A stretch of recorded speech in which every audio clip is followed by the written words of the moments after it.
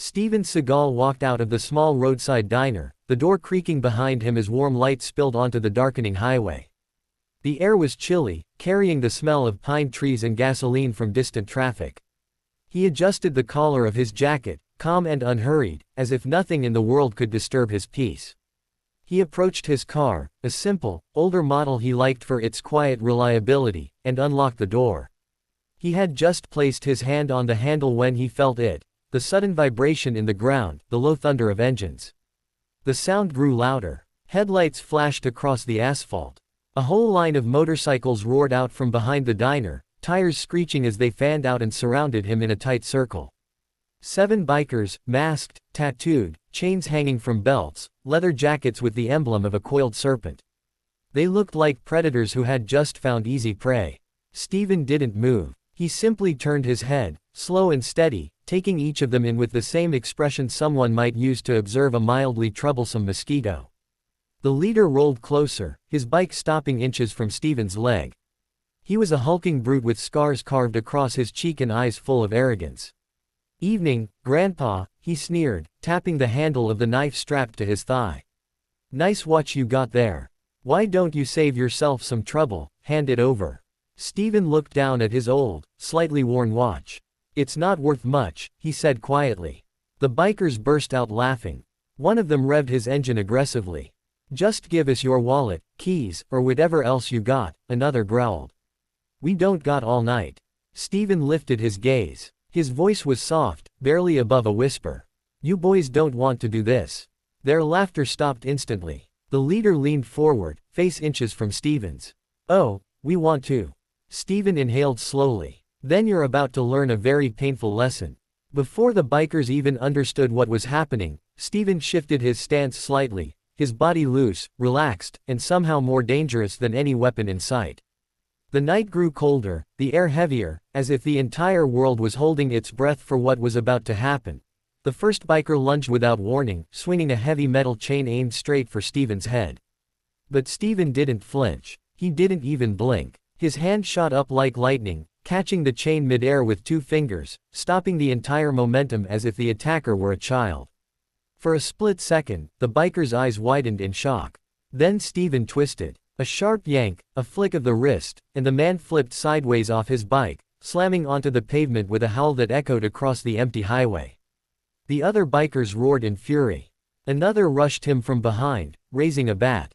Steven stepped to the side, barely moving more than necessary, letting the biker swing into empty air.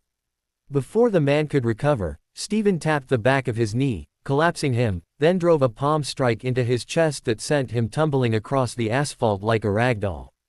A third attacker tried to pin Steven between his bike and a dumpster.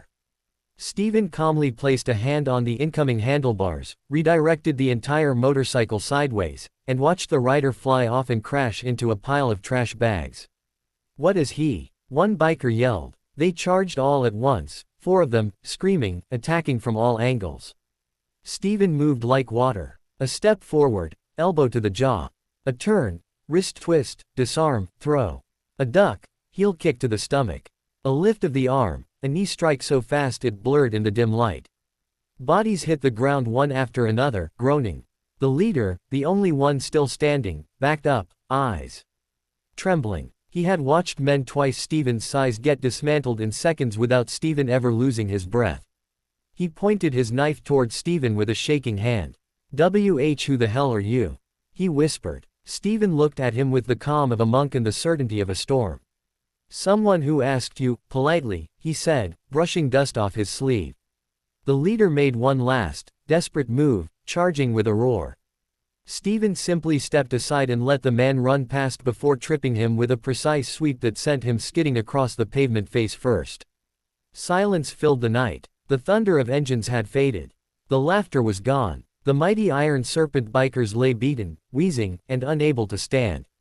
Steven exhaled softly. Lesson delivered. Sheriff Langston's SUV slid to a stop, gravel crunching under the tires as red and blue lights washed over the empty highway. The sheriff stepped out slowly, hand resting on his holster, expecting the worst, a shootout, a traffic accident, maybe even dead bodies. What he did not expect was Steven Seagal standing calmly in the middle of a battlefield of groaning, half-conscious bikers scattered like debris. Seagal, Langston blurted, eyebrows jumping up under his hat. What in God's name happened here? Steven didn't turn around immediately. He was checking the pulse of the man closest to him, gentle, professional, like a medic who had done it 1,000 times. They tried to rob me, he said with a shrug, as if explaining a minor parking issue. Langston walked forward, shining his flashlight over the sprawled bodies. Tried, seems like an understatement, he muttered. He nudged one biker with his boot.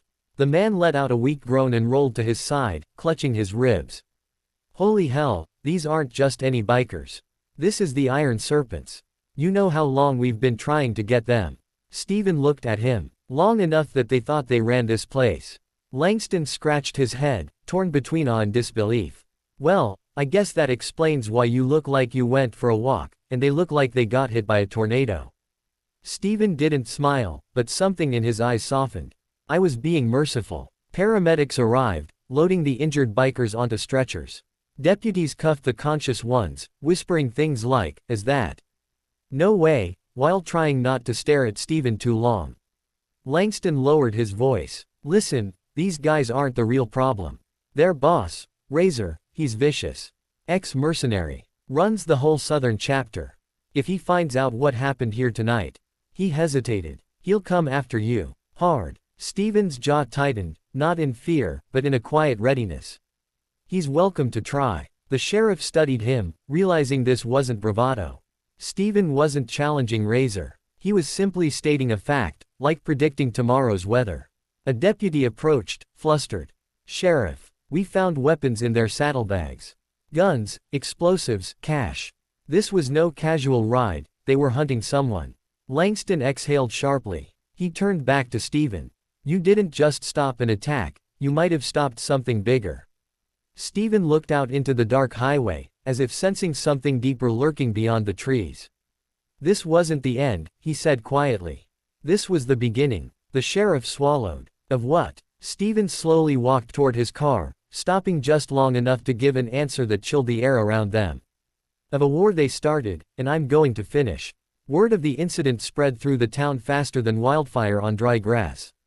By the next morning, everyone, from diner cooks to gas station clerks, was whispering about what Steven had done. People peeked out from behind curtains when he walked down Main Street.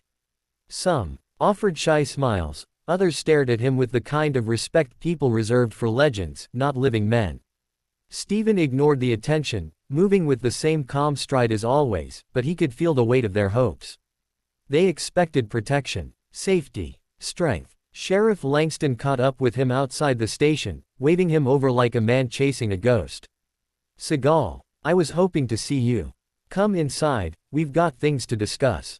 Inside the sheriff's office, the mood was tense. Maps were spread across a table, dotted with red pins marking recent gang activity. Confiscated weapons lay in evidence boxes, sawed-off shotguns, long knives, homemade explosives. A whiteboard showed mugshots of men with dead eyes and serpent tattoos snaking down their necks. Steven stepped closer, hands behind his back. You've been tracking them for a while. Tracking, yes, Langston grumbled. Stopping, not so much. He tapped a pin at the edge of the map. This outpost here, we raided it last month. Barely put a dent in them. These guys have structure, leaders, money. Your little incident last night. It rattled the whole organization. Steven studied the map silently. They'll retaliate. Already have, Langston sighed, pulling out his phone. He played a video, grainy footage from a biker bar, their main headquarters. The Iron Serpents were gathered around Razor. Razor slammed his fist on a table so hard the camera shook. His voice rumbled like thunder. No one embarrasses my crew. I want the man who did this. I want him found. I want him brought to me. Alive, so I can fix what he broke. The gang cheered, banging bottles and knives on the tables. Langston paused the video. That man is pure poison. He's not like the idiots you fought last night. Razor's ex-military, dishonorably discharged. Trained, ruthless, and crazy enough to challenge a tank if you looked at him wrong. Steven's expression never changed. He's predictable. A man like that follows patterns. He pointed to 3 points on the map. He'll hit these locations first. Fear tactics. Show of dominance. That's how men like him operate. Langston blinked. You sure? Yes. The sheriff leaned against his desk, exhaling. Look, Seagal, I'm grateful you helped last night. Hell, you saved lives. But this isn't your fight. Steven finally turned toward him. When they tried to rob me, they made it my fight. Langston looked down, defeated by the truth of it. Hours later, Steven walked alone through the quiet town. He noticed boarded-up windows, families packing cars, neighbors warning each other to stay inside. Razor's shadow stretched far beyond the highway. At a small diner, a waitress placed a cup of tea in front of Steven without him asking. You're the man who protected those folks last night, she said softly. He didn't confirm or deny it. She swallowed nervously. They say the gang is coming back, with more men. Steven took a slow sip of his tea. They will. But, aren't you scared? She whispered. For them, Steven said. She stared, unsure if he was joking. But his eyes, steady, stone cold, unshakable, told her he meant every word.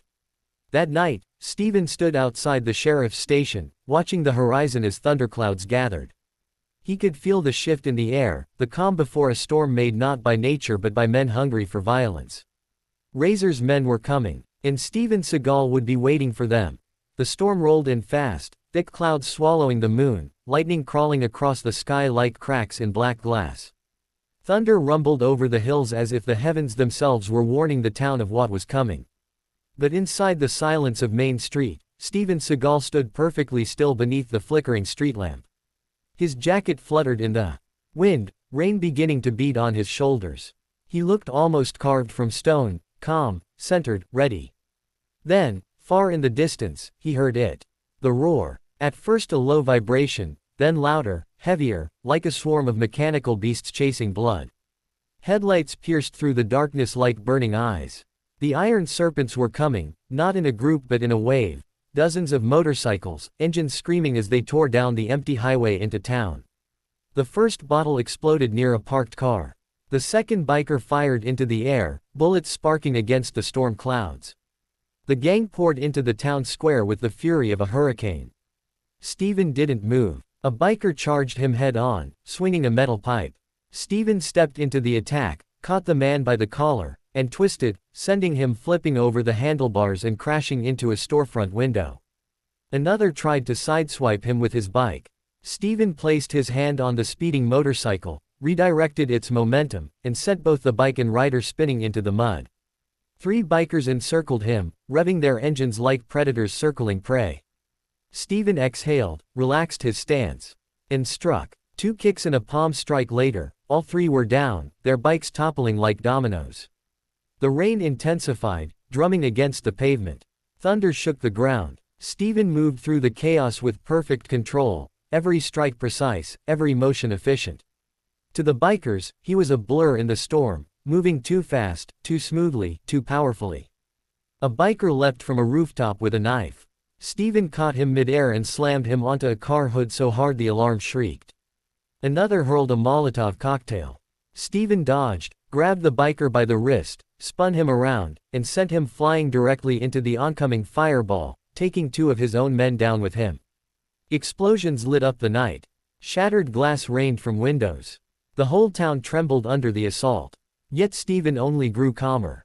He fought with the serenity of a master who had trained his whole life for moments like this. His breathing steady, his movements fluid, his expression never changing, not even when a biker tried to ram him with a custom-spiked motorcycle. Steven stepped aside, seized the rear of the bike with a single arm, and flipped it over like a toy. The rider crawled away, stunned. "What are you?" he gasped. Steven didn't answer. The last few bikers, seeing their comrades scattered, broken, humiliated, tried to flee. Engines sputtered in the wet streets as they turned their handlebars to escape the nightmare they'd awakened. But Steven wasn't finished. He moved through the storm like a shadow that refused to be outrun. One by one, he pulled them off their bikes, disarmed them, and sent them into the dirt until silence replaced the thunder of engines. And then, from the far edge of the street, Razor's bike revved. He had been watching. He stared at Steven from atop a black custom chopper with a serpent emblazoned across its tank. Their eyes met through the sheets of lightning. Razor stiffened. Even through the rain, Steven could see the shock on his face. The biker king turned his bike around and sped away into the night, retreating, the first crack in his armor. Steven watched him vanish into the darkness. The rain eased. The storm quieted. All around him, broken motorcycles smoked, injured bikers moaned, and the once peaceful street looked like the aftermath of a small war. Langston and his deputies rushed out of the station, breathless, guns raised. Only to lower them slowly as they saw Steven standing alone in the wreckage, breathing steadily, his posture unchanged. "My God," Langston whispered. "You took out an entire gang." Steven glanced at him. "No," he said. "Just their warm-up act." He walked away as lightning flashed behind him, the storm clouds drifting apart. Razor was still out there. And the real war hadn't even begun.